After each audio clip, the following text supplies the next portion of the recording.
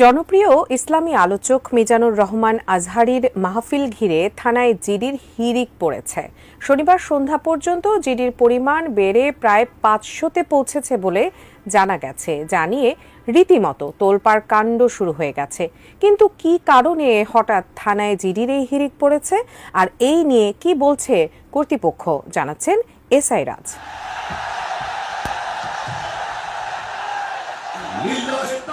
শুক্রবার জনপ্রিয় ইসলামী আলোচক মিজানুর রহমান আজহারীর ওয়াজ মাহফিলে যশোরের লাখো মানুষের ঢল নামে।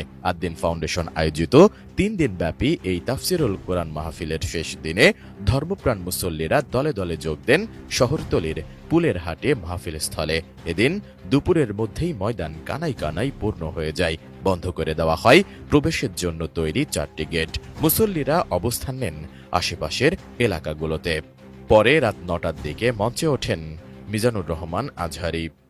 আর ইসলাম দিয়ে আমাদের জীবনকে সাজাতে হবে, ইসলাম দিয়ে আমার পরিবারকে সাজাতে হবে।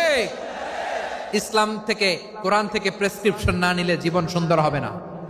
কোরআন থেকে প্রেসক্রিপশন না নিলে সমাজ সুন্দর হবে না। কোরআনের প্রেসক্রিপশন না মানলে রাষ্ট্র সুন্দর হবে না। কোরআনের প্রেসক্রিপশন অ্যাপ্লাই না করলে শুধু দুর্নীতি দমন কমিশন দিয়ে দুর্নীতি বন্ধ করা যাবে না। এজন্য কোরআনের আইন আমরা চাই কি চাই না? প্রিয় ভাইয়েরা, হিউম্যান রিসোর্স ডেভেলপমেন্ট, মানব সম্পদের উন্নয়ন, আমাদের সরকার যেন এদিকে নজর দেয়। আমরা যেন এই ব্যাপারে যত্নবান হয়ে উঠি।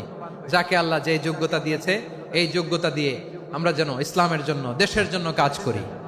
আমরা যেন আমাদের স্কিল ডেভেলপ করি, আমাদের পটেনশিয়ালকে ডেভেলপ করি। মোরালিটি, ভ্যালিউজ নিয়ে শায়েখ আহমদুল্লাহ আলোচনা করেছেন, এগুলো দিয়ে যেন আমরা আমাদেরকে সাজাই। আল্লাহ তাআলা আমাদের দেশকে তুমি নিরাপদ করো, আমরা পড়ি আমিন। আল্লাহ আমার 18 কোটি জনগণকে তুমি জনশক্তিতে রূপান্তরিত করো, আমিন। আল্লাহ আমরা হাতে হাত রেখে কাঁধে কাঁধ মিলিয়ে ভাইয়ে ভাইয়ে যেন এই দেশকে গড়তে পারি, আল্লাহ তুমি তৌফিক দান করো, আমরা পড়ি আমিন। আমার প্রিয় মহিউদ্দিন ভাই বলেছেন, হুজুর এমন একটা ঘোষণাপত্র দিয়ে যাবেন আজকের এই ঐতিহাসিক যশোরের প্রোগ্রামে, যেটা গোটা বাংলাদেশে মানুষ এটার উপর আমল করে। আমি যে কথাটা বলেছি এটাই, আসুন আমরা আমাদের জনসংখ্যাকে জনসম্পদে ট্রান্সফর্ম করি। আমাদের জনসংখ্যাকে আমরা যেন জনশক্তিতে রূপান্তরিত করি। জনসংখ্যাকে ট্রান্সফর্ম করে জনশক্তি দিয়ে আমরা যেন আগামীর বাংলাদেশ, স্বাধীন বাংলাদেশ 2.0 কে গড়ে তুলি। আল্লাহ তাআলা আমাদের সবাইকে কথাগুলো বোঝার আমল করার তৌফিক দান করুন।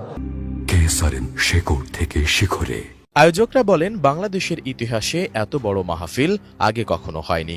এদিন সন্ধ্যায় মিজানুর রহমান আজহারীর বক্তব্যের আগে আস-সুন্নাহ ফাউন্ডেশনের প্রতিষ্ঠাতা চেয়ারম্যান শায়খ আহমদুল্লাহ বক্তব্য রাখেন।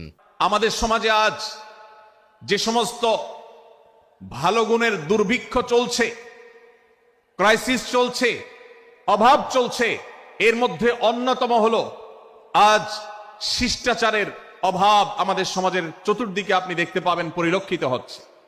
আমাদের শিশু থেকে নিয়ে কিশোর, যুবক থেকে নিয়ে মধ্যবয়স্ক সকল শ্রেণী মানুষের মধ্যে আজ আদব এবং শিষ্টাচারের ভয়াবহ অভাব আমরা দেখতে পাচ্ছি।